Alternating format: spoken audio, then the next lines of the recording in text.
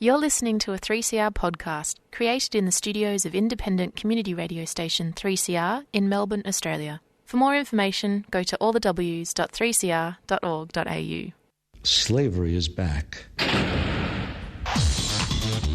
Welcome to a place where private business profit from a captive labour force, yet pennies are spent on medical services to a population in which the Indigenous, the poor and the mentally ill are overrepresented. Where isolation, humiliation and degradation are facts of life. Welcome to prison. It depends who's telling the story, I suppose. The prisoners would have one view, the people who work in the prison system would have another, and I think it's up to people to decide where the truth is. Give government propaganda and the media spin doctors the flick. And check out Doin' Time for news, views and tunes on prison issues from Guantanamo Bay to Christmas Island to prisons and detention centres everywhere. Every Monday at 4 p.m. on your community radio 3CR. We are still fired up and we're still talking about revolution. Hello and welcome to the Doin' Time show. This is 3CR Community Radio, 855 AM on the dial, streaming live on www.3cr.org.au. Today is going to be a very special show because it's a lead up to International Disability Day on the 3rd of December, and we'll be hearing an announcement about that later. But in the meantime, first up on the show, we're going to be interviewing Marie Yunan, and she's written a fabulous book, and it's entitled A Different Kind of Seeing, My Journey. And it's Marie Yunan with Jill Sanguinetti. And Marie Yunan is an interpreter with refugees and counsellors at Foundation House, the Victorian Foundation for Survivors of Torture in Melbourne. And Jill Sanguinetti is a retired lecturer and researcher in education, and her childhood memoir, School Days of a Methodist Lady, A Journey Through Girlhood, was published by Wild Dingo Press in 2014. And indeed, Marie's book has been published by Scribe Publishing, and we'll give you the website for that later. And I'm sure that Marie will speak for herself, and she'll be giving us a wonderful account, I believe, of her story. But I wanted to just tell listeners just a little bit about Marie before we begin, and that is that Marie was actually born in Syria, and she's an interpreter with refugees, as I said before. And she's also vision impaired, and she believes also very strongly in Braille literacy and learnt Braille later on in life and came to Australia, and she's had a very, very interesting childhood, and I'm really happy and honoured to be welcoming her to the show so that she can talk about her childhood, talk a little bit about perhaps how she went blind or vision impaired. I suppose we've got to get with the correct terminology these days, don't we? But I think you listeners know what I mean. And to discuss also a little bit about her life in Syria and talk about how she came to Australia and how she learned all those life skills and learned English and Braille at the same time. I spoke to her off air this afternoon, and I love her dearly, even though I have never met her yet. And the book made me laugh, and it also reduced me to... You're listening to 3CR Community Radio 855 AM on digital and online. 3CR Radical Radio.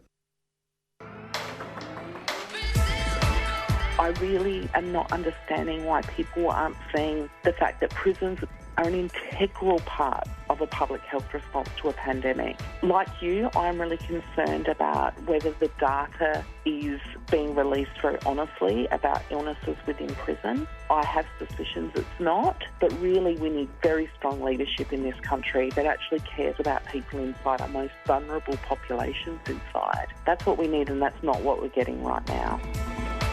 We need to keep radical voices on air.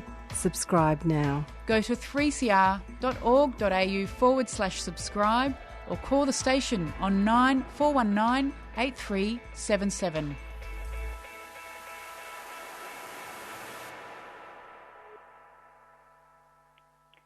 And you're back with the Doing Time show. Sorry about that, listeners. Not sure what happened there. I think we had some technical difficulties. But we've got Marie coming on very soon. And as I said, we will be speaking with her very shortly about her book. Hello, Marie. Welcome to the program. Hello. Thank you very much. Thank you for having me. Yeah, Marie, just a quick question before we start. Now, we did have some technical difficulties. I'm just wondering, when you were on hold, did you hear me introduce your book? You did. You did very clear until the last few words, then I lost your voice. Okay. Excellent. So you heard all the bio, you heard all that stuff? Yes. You are a legend. Okay, Marie, so I'm wondering, could you just start off by talking about your book and what made you write it, and just tell us about yourself and where you were born and what happened? Well, first of all, when I start reading and writing Braille, I wanted to put my whole life story together so other people, maybe blind people or even sighted people, can read it, and or especially sighted people can believe that people with disability are like the parents and everyone to believe that people with disability can do anything and everything. Like, I lost my vision. I don't have to be out of mind because I lost my vision. And then I was born in a little village, northern East Syria. It's called Talwardiyat. I was born there. I was growing up with 9 girls and 2 boys. I never knew I was different from my sisters. I was probably about 7 or 8. I always used to follow them. I used to follow their voices, and I thought all my sisters were the same as I am. But one day, middle of the summer, it was a beautiful day like today. We were sitting in the family room, my 2 sisters and I. One of them, she was about 4, and the other one, she was 5.5 or 6. And then we were throwing the ball to each other. It was my turn to find the ball. The ball went under the bed, and I couldn't find it. I was like just moving my hand around. I couldn't find it. And then my sister, Mona, she just bent down, and she grabbed the ball. And I was surprised. I said, oh, why couldn't I find that ball? And she stand up, and she was like, she said, oh, because you can't see. And I said, what do you mean I can't see? She said, yeah, your eyes are different. That's why you always have to take someone's arm. We don't.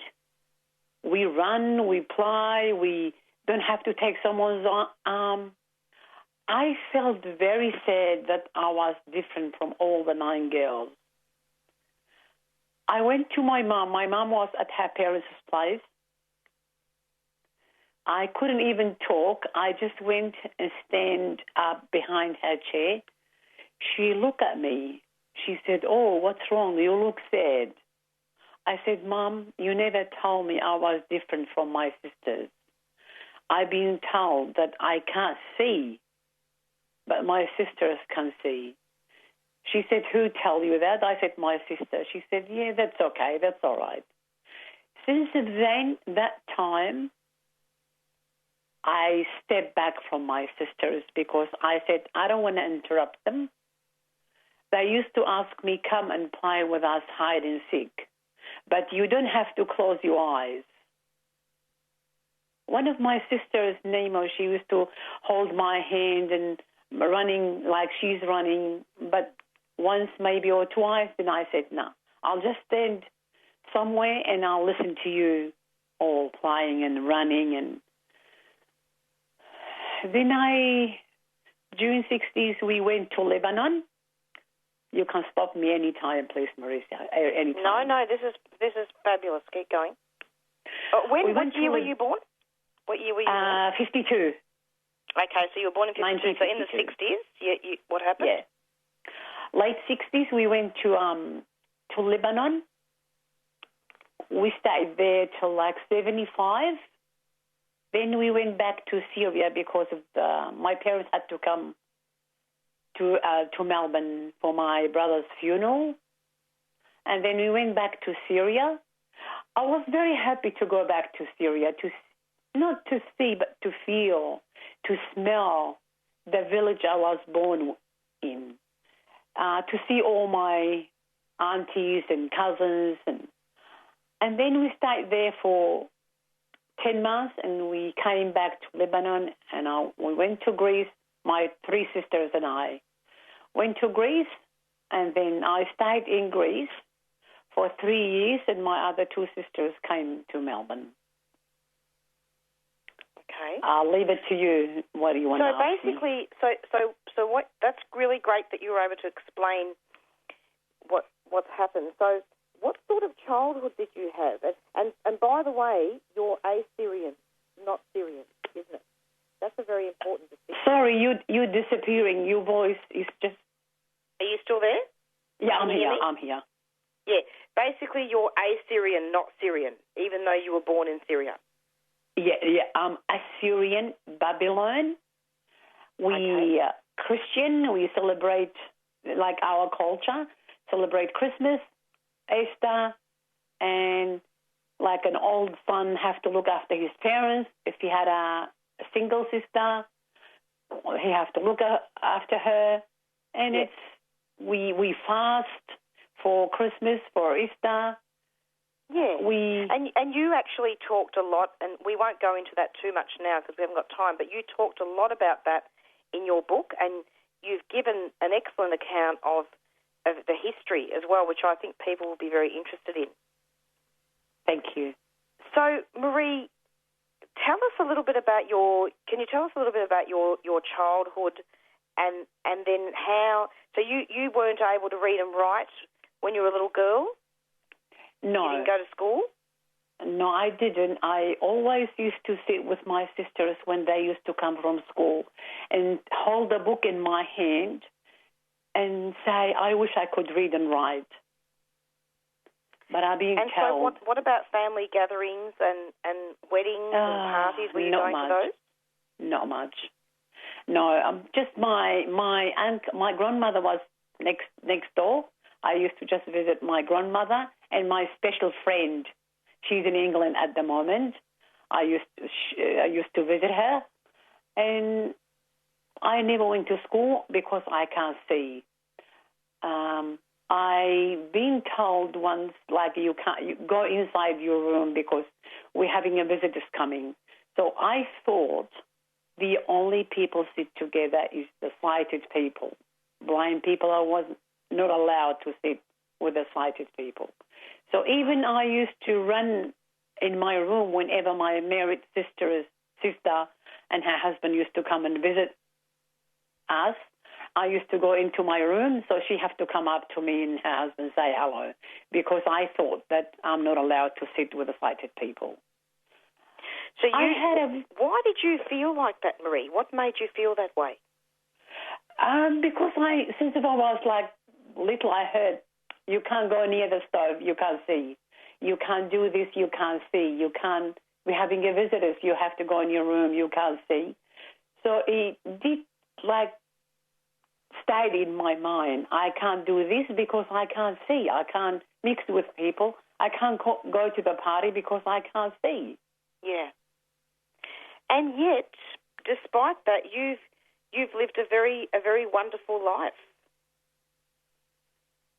I did. I had a wonderful family, very caring family, and my grandmother, she was very protective, overprotective me, because she's the one who I had an infection in my eyes, and she put Chanel in my eyes, and next day she opened them and all inside my eyes was white.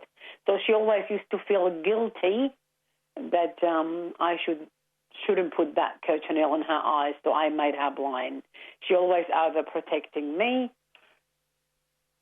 And, I have a good life, but I had my own little corner. My world was very small. My world was very small because I couldn't read and write and mix with people a lot, except with my family. So I had a sad life because I used to go to bed with 3-4 times a week crying. Yeah. Yeah, I imagine you would have. And so you dedicated this book to the memory of Ben Hewitt, 1930 to 2014, who's your Braille teacher, life mentor and friend.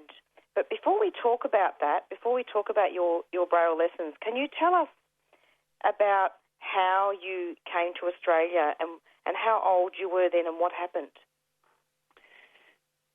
When I came to Australia, I came with my grandmother and my sister and her husband, my sister Antoinette and her husband Peter. They did like all guarantee for me and everything. And then I came to Melbourne. When I was at the airport, when I heard my sister Antoinette said, I'm your sister and this is my mum, I thought I was in my dream. Yeah. I came home with my mum and dad, my sister, I came home, I still was dreaming. Like everyone came up to me, I was dreaming. When my sister-in-law, Rosa, put her little girl, her little daughter in my lap and she said, this is your niece, Elizabeth. Elizabeth lost her father when she was probably about 9 months. It's like someone wake me up. I start crying. Everyone start crying. My mum took me out to show me the garden, to tell me what's outside because it was everything new to me. I felt the garden. I smelled the vegetables my dad have planted. It was in February. This was in Melbourne? In Melbourne, in marvellous Melbourne. And I asked my mom, what nationality are our neighbours? She told me some like from different countries. And I felt sad. I said, oh, no, I can't speak the language. I can't see. I can't go out. My life will be more miserable than back home. But when I been introduced to a Royal Victorian Institute for the Blind, I think going inside that building, I felt that something good's going to happen to me. I'll leave it open to you, Marissa. Absolutely. And so, correct me if I'm wrong here, Marie. So you went in there and Ben Hewitt taught you Braille and you would have been in your 30s then, is that right? Yes, I was 34. And also, we need to tell them something else very important, Marie. What do you think about this? That before you came to Australia, you actually took ages to get your visa, didn't you? And you weren't given that visa because you were blind. That's right, isn't it? Yes, yeah, I was. That's why I stayed in Greece for 3 years.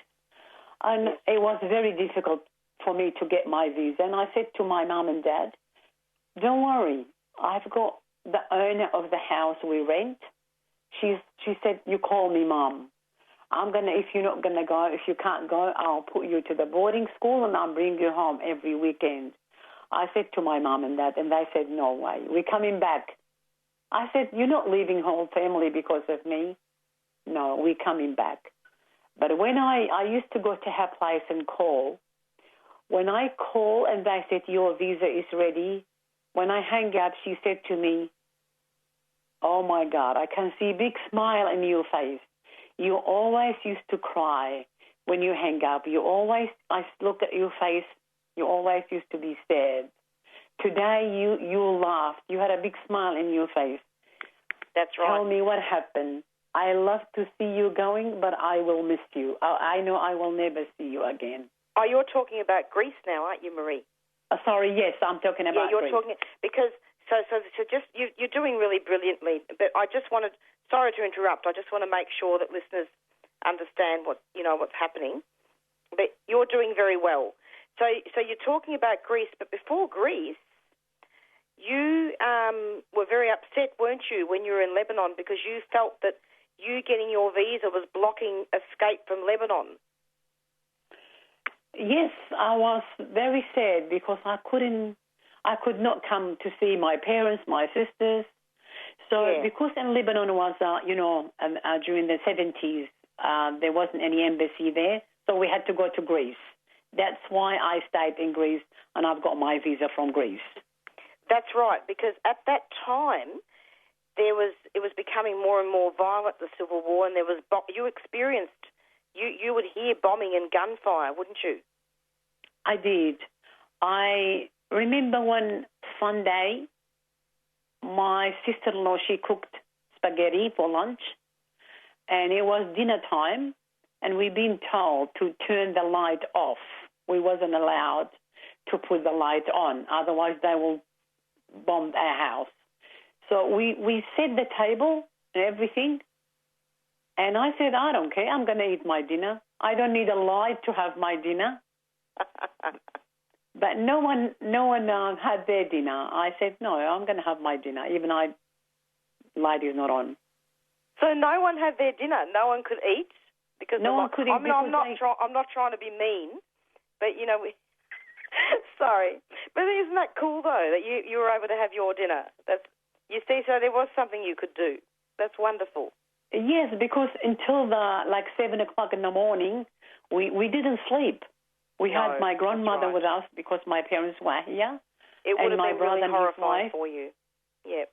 And we were staying up. And I was saying, go and eat. No, we can't put the light on. Okay. Interesting. And so tell us about your Braille, what happened with the Braille and how you became an interpreter, Marie. Well, my sister used to take me to the day centre in Coburg. Then it was called Association for the Blind. And social worker there, she came and spoke to me. I couldn't speak English, very little. She just asked, can you read and write? And I said, no. She said, leave it to me. Then after 2 weeks, she took me to RVRB, and I met the Braille teacher. And I said to him, it's not too late. He said, I think it is too late, but would you like to try? I was very keen to try. Even I was 34, I want to get out of my world and go to the new world or to sighted people's world. And I said, yes, please, yes, please. He said, yes, please.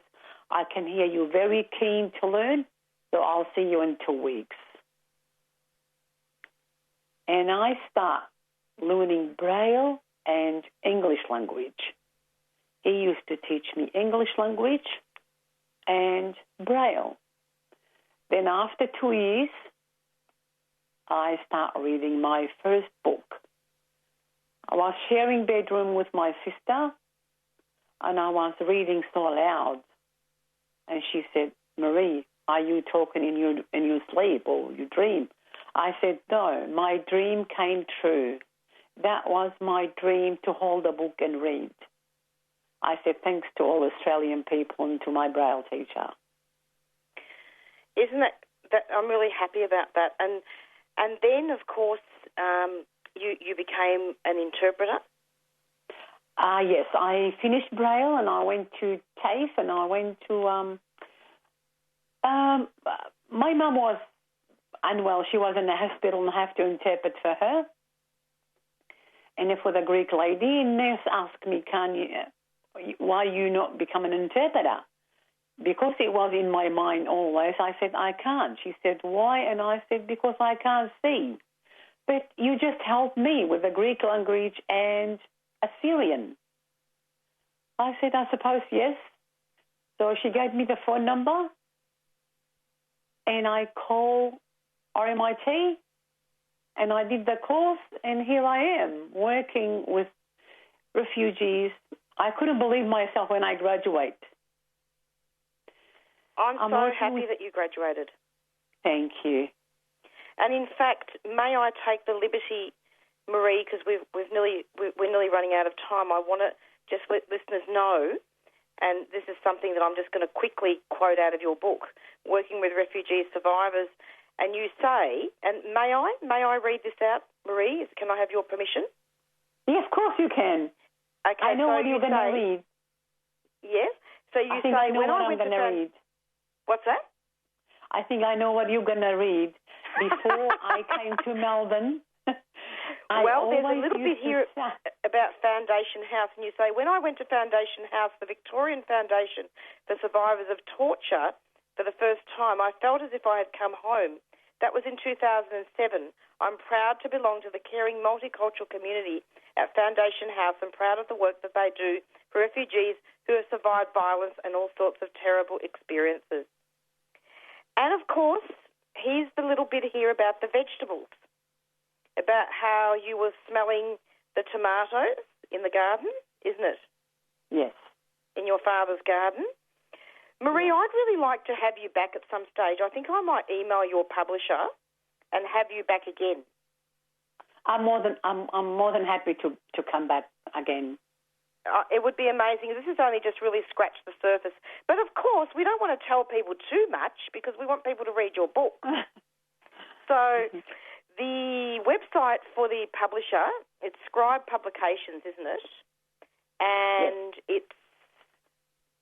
I've just got to find the website here. www. I can't find the website. But it was published in 2020, wasn't it? Yes. And it was at Scribe Publications, and people need to Google that. And the address is 18 to 20 Edward Street, Brunswick, Victoria, 3056. And, just Google that. And where can we get your books, Marie? Amazon and from Can people buy your books? Yeah. We can talk to we can talk to Scribe about that. Yeah. And of course, I have to say as well that proudly sponsored also by Vision Australia. It's approximately 4:28. We've got about 2 minutes before we finish. Marie, it was so lovely having you on the show. I'm wondering if you have any final comments. I thank you very much for having me. And I listen to that station also. And I just want to say I'm new Marie. The old Marie is dead. Thank God I came here. I wish I was born here. The new Marie, that's a good one. Thank you. And thank you for having me. Thank you so much, Marie. And I hopefully will be in touch very soon to talk more about the wonderful work that you're doing. Thank you very much. Take care. Thanks. Bye. Bye-bye. Bye.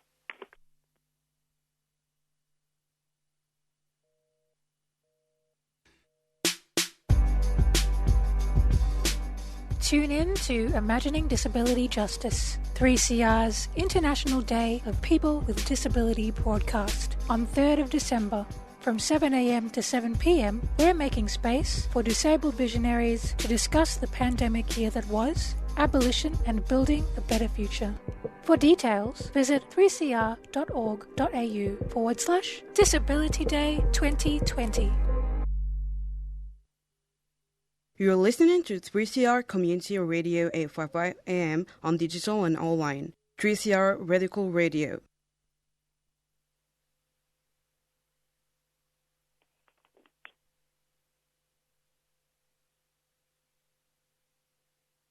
Hello?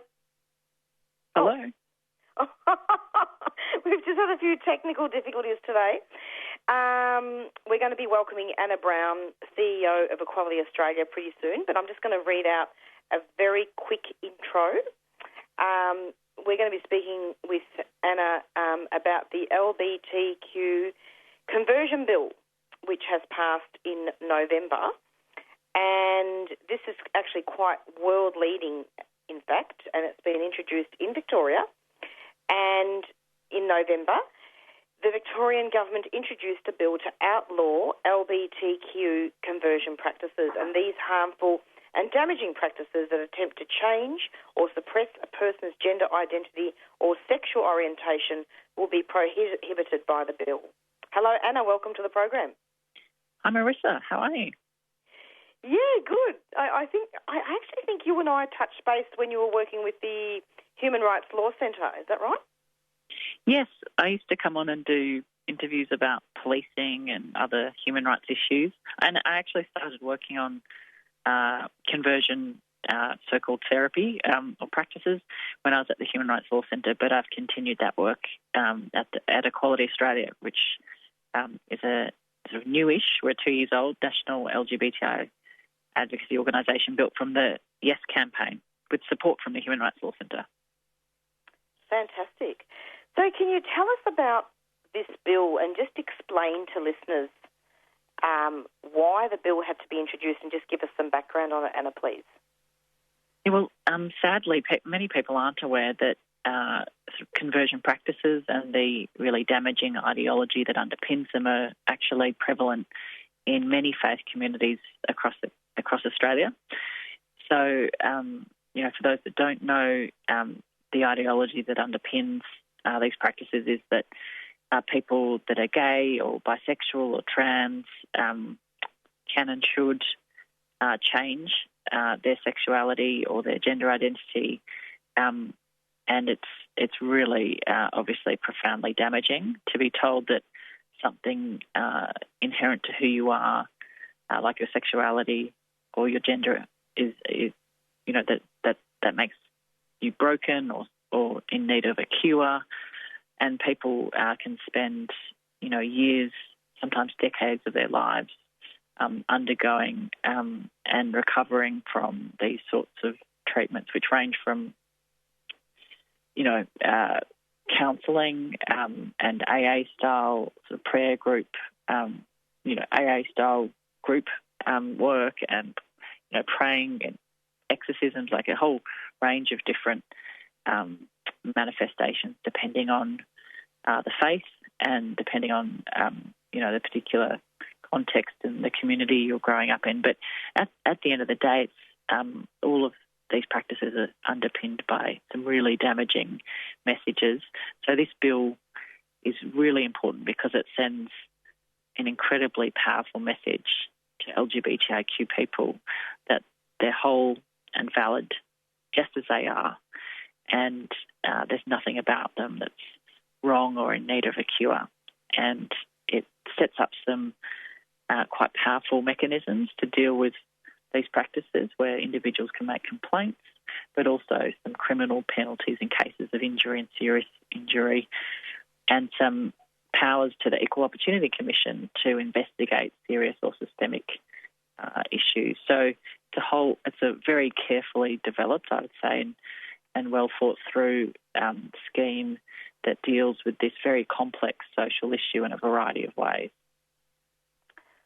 So I'm just having a look here at it.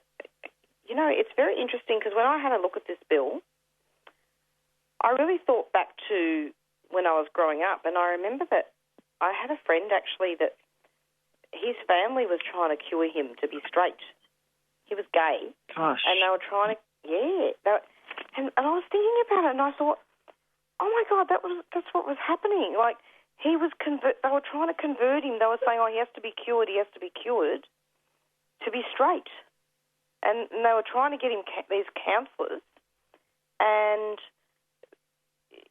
he was very traumatised by this process. That's true. Yeah, isn't that's absolutely it. And so it's often young people.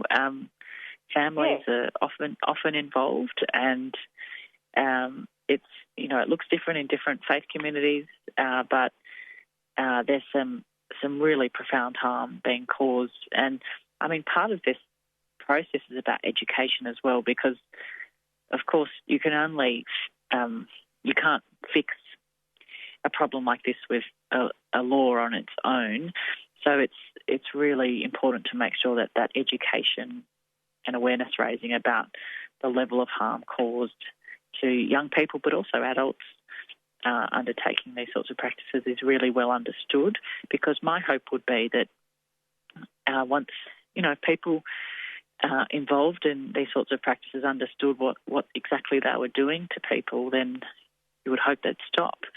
And you've got leading medical authorities, now saying these are really discredited practices, they're really harmful practices. So part of the work of this legislation and the work the Victorian government's doing is getting the word out there about just how damaging this stuff is. Extremely. So basically, just to make a bit of a clear distinction here, so affirming a person's identity, providing acceptance, support or understanding, or helping a person to explore or develop their own identity are not conversion practices. Yes, that's right. I mean, of course, people that are same-sex attracted or gender questioning are going to often benefit from support. I mean, we all know, without putting faith and putting this idea of conversion to one side, that many young LGBTQ people are struggling with their identity, with their feelings at a young age, and it's something that many of us go on a journey that does require sometimes or benefit from counselling and support. So we definitely don't want to undermine the ability for LGBTIQ people to access counselling and support. But so there's a need for exceptions to make sure that those sorts of helpful practices, beneficial practices, aren't inadvertently caught up in this legislation. But the Act or the bill sends a really it says a strong message that the intention of the bill is to affirm that a person's sexual orientation or gender identity is not broken and in need of fixing. It's not a disorder or a disease. And you might remember that it was, only a few decades. The reason we celebrate the 17th of May is that it's the anniversary of the year, quite some decades ago now, that homosexuality was removed from as a disorder from international health standards. So there was a time where homosexuality was criminalised, where then there was a time it was considered a disorder, even by Western medicine rather than faith communities. But now, largely, obviously, our medical profession does accept and support LGBTIQ people, although we have problems still with accessing culturally competent medical services. But we need to make sure that this idea of conversion, this idea that you can fix or change or suppress someone and should suppress someone's sexual orientation or gender identity, there's no place for that in anywhere in Australia. But Victoria is making it clear there's no place for it in Victoria. Absolutely, and that's very progressive, isn't it? I'm quite shocked. Yeah, well, I mean, most people think it's a bit of a no-brainer, and you would hope so. And certainly Australia is doing a lot of good in this area. There's been developments in Queensland and the ACT, and now Victoria. So there's lots of states and territories moving on this issue. But of course it's not the only issue that impacts on LGBTIQ people, and the one really striking example of another harmful practice is that of forced surgeries and medical treatment on intersex children, so children born with physical sex characteristics that are not stereotypically male or female. And our understanding is that these children are sometimes operated on, obviously without their consent, because it's at a very young age, when this treatment isn't isn't medically necessary, but it's considered, for so-called psychosocial reasons. So we really need to make sure that in other areas as well that we're eradicating any harmful practice that's, I guess, underpinned by cultures that don't accept and celebrate different sexes, sexualities, genders that exist as part of the natural diversity of human life and existence. And Anna, in terms of legalities, part of the bill is really in regards to the Human Rights Commission, as you said earlier, that have the powers to investigate and receive complaints regarding conversion practices.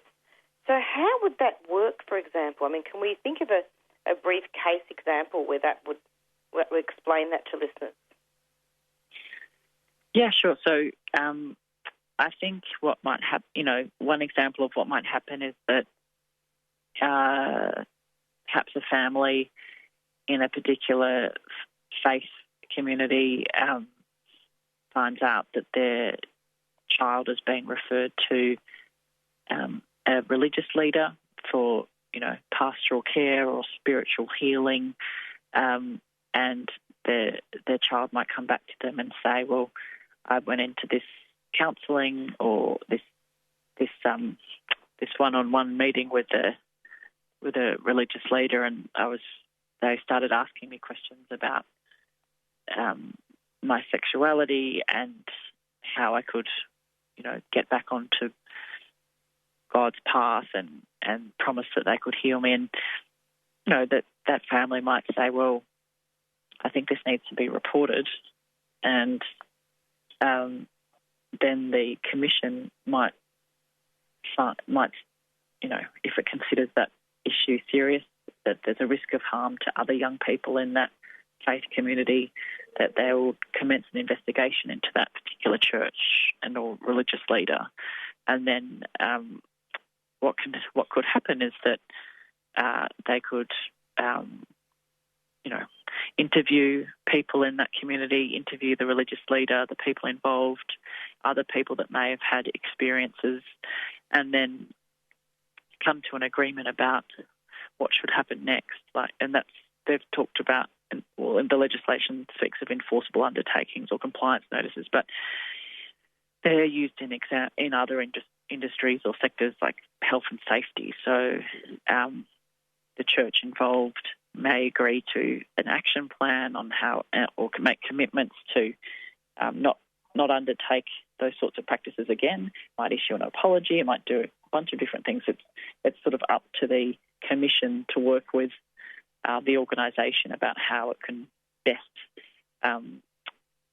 ensure that those practices don't occur in the future if they're substantiated, of course, and how they can make amends for what's taken place. So basically that would include also making orders preventing conversion practices which are shown to be harmful from occurring, and possibly providing compensation to survivors who have been harmed? Yeah, well, I think it's a bit of an open book, the enforceable undertaking. There's nothing in the bill that limits what could be in there. So, I think that's something worth asking the Commission.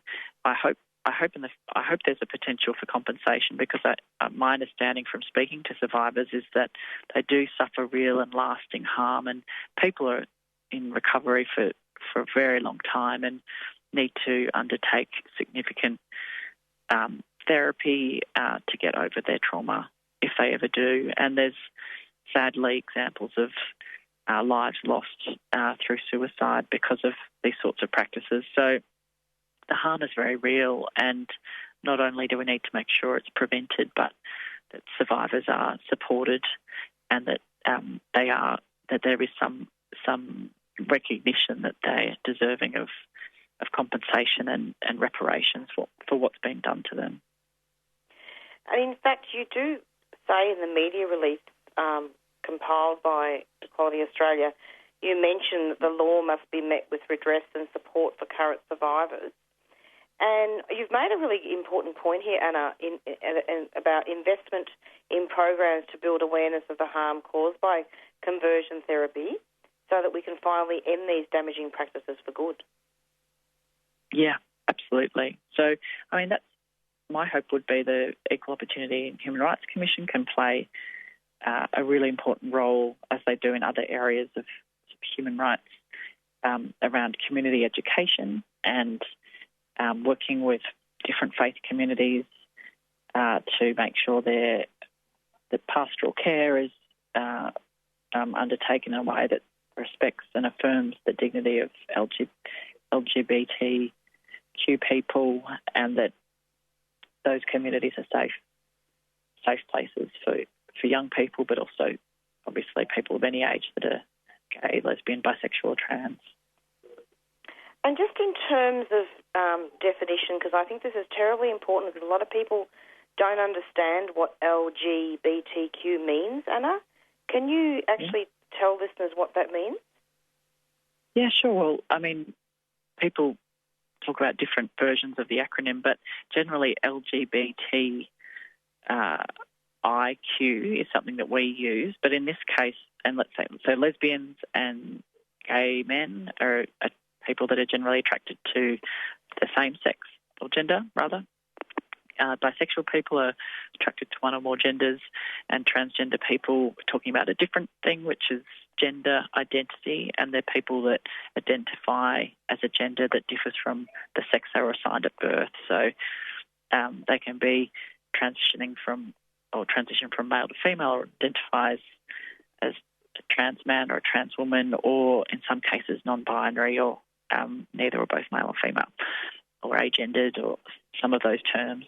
And I mentioned intersex young people before. Now, intersex people aren't included in these reforms because there wasn't, my understanding is there isn't significant evidence, or there's not, that intersex people are subjected to conversion, so-called conversion therapy in these faith and other settings. But like I said, there's other harmful practices that intersex young people and particularly infants endure that need really careful scrutiny and absolutely urgent systemic change. But it's sort of conceptually a different issue. And what does Equality Australia see as moving forward with this legislation in regards to also the 2-year review here? Well, I think it's really important to see that I think the 2-year review is an important feature of the reform, because it allows some time to see whether the civil scheme and the criminal offences are effective in capturing the conduct that's occurring out there, whether the thresholds are set relevantly, whether the consent-based facilitation that's offered, so when a complainant comes forward and can facilitate their case with a perpetrator of conversion practices, or change or suppression practices, I should say. There's lots of words being used here. Whether that's effective, whether people do come forward, whether more work needs to be done, whether the consent requirement means that no one ends up agreeing. Those sorts of questions. I think there'll be a lot of work to be done in the implementation phase. I should say the bill does do other things as well as address conversion practices.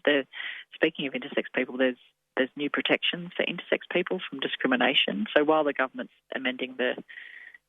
bringing in this new reform, they're also amending some definitions in our Equal Opportunity Act to better protect trans and gender diverse people, including non-binary people for the first time, and also strengthen and more accurately and appropriately protect intersex people from discrimination. So there's a bunch of good things in this bill.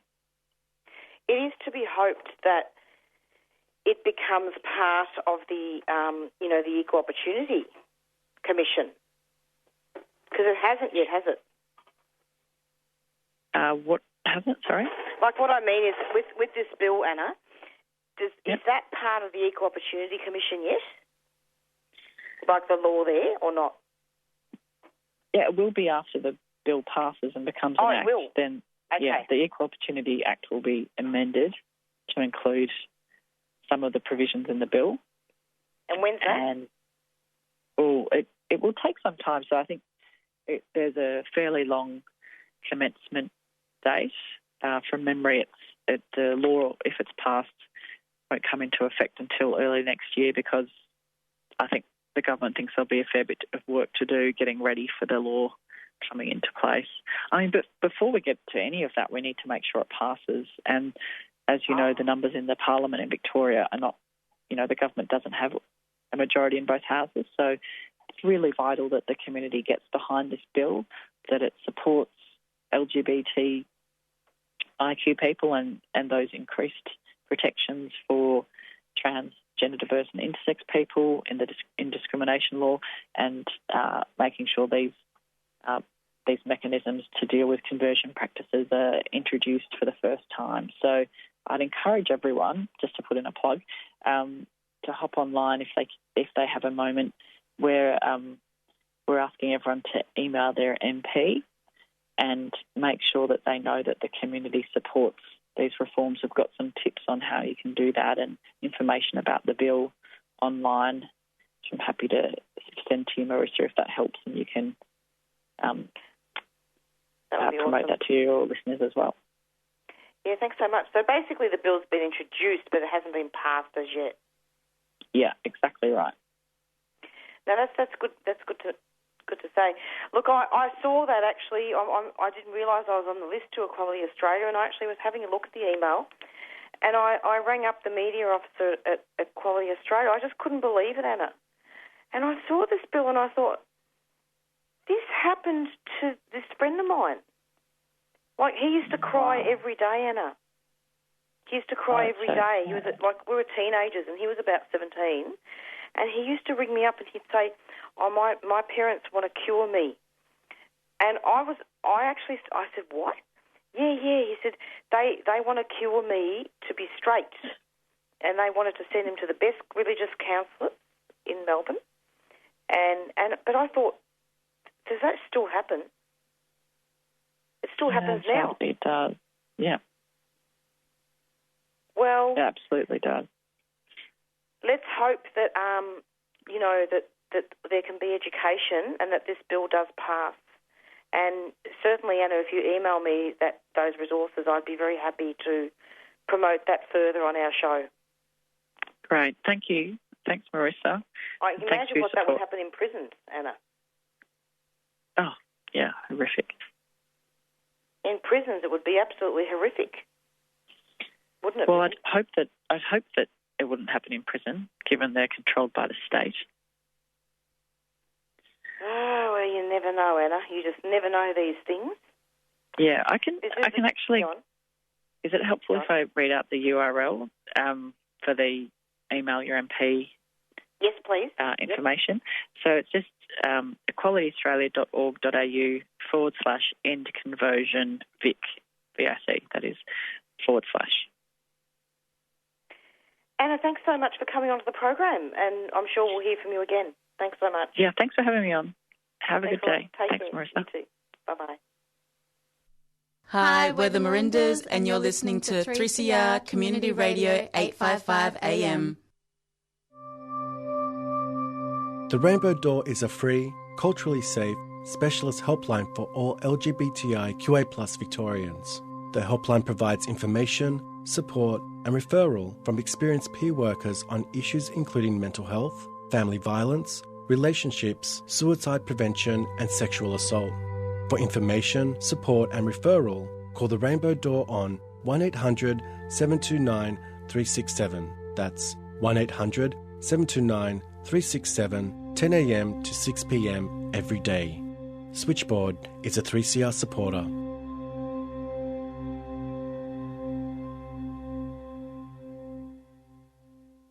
And you're back with the Doing Time show. It's approximately 4:54 and we've got about 3 minutes left before I'm out of here. Wanted to thank Marie Yunan and also Anna Brown from Equality Australia for coming onto the show. And we'll be promoting those issues as time goes on. So, and just don't forget that the 3rd of December is International Disability Day, and that there'll be coverage looking at that. And the theme this year, I believe, is abolition. So it's goodbye from Marissa. We're going to be going out with our theme song, Black Fella, White Fella, by the Rumpy Band. Tune in every Monday from 4 till 5 for the Doing Time show, and we've got Beyond Zero up next, and a special cheerio to Peter and Rob. Stay safe, everybody, and take care of each other.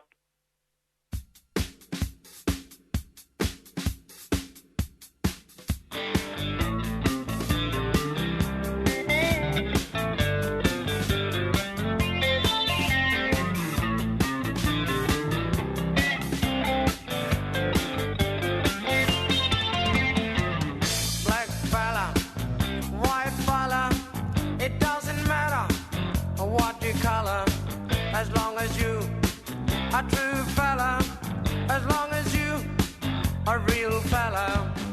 All the people of different races with different lives in different places. It doesn't matter what your name is. We got to have lots of changes. We need more brothers if we're to make it. We need more sisters if we're to save it. Are you the one who's gonna stand up and be counted? Are you the one who's gonna be there when we're shouting? Are you the one who's always ready with a helping hand? Are you the one who understands this family plan? Black fella, white fella, yellow fella, any fella, it doesn't matter what you color, as long as you a true fella. All the people of different races with different lives in different places, it doesn't matter which religions, it's all the same where the ship is sinking. We need more brothers if we're to make it. We need more sisters if we're to save it. Are you the one who's gonna stand up and be counted? Are you the one who's gonna be there when we shout it? Are you the one who's always ready with a helping hand? Are you the one who understands this family plan?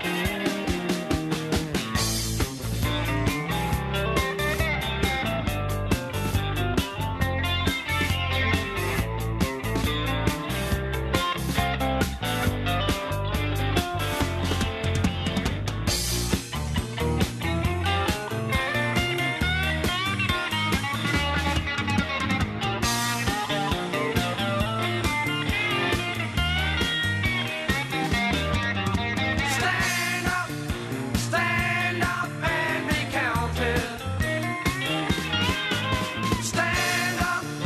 Stand up and be counted. Are you the one who's always ready with a helping hand? Are you the one who understands this family plan? Are you the one who's always ready with a You're listening to 3CR Community Radio 855 AM. Visit the 3CR website at 3cr.org.au/podcast to hear the most recent recording from each show, or 3cr.org.au/streaming to listen live.